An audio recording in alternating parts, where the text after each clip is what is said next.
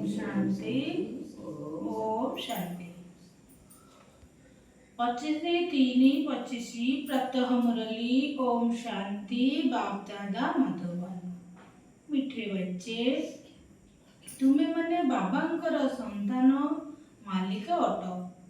तेणु तुमे माने बाबांक पाखरे कौनसी शरण नहीं ना, कारण संतान केबे हेले तार पितांक निकटरे शरण नहीं न थाए। मिठे बच्चे, तुमे माने बाबांकर संतान मालिक अट। तेणु तुमे माने बाबांक पाखरे कौनसी शरण नहीं ना, कारण संतान केबे हेले तार पितांक निकटरे शरण नहीं न थाए। बाबांकर प्रश्न, केउ कथा को सर्वदा स्मरण करुथिले माया केबे भी हैरान करि परिबो नाही।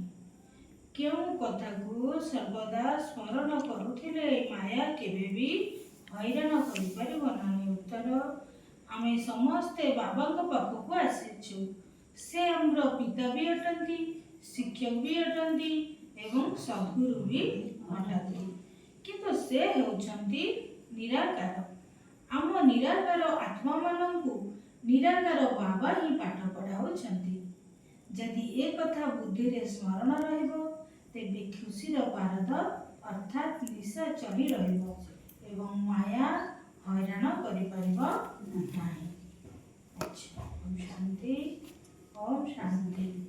त्रिमूर्ति को बुझाउछंती, सी त्रिमूर्ति पिता अटंती ना।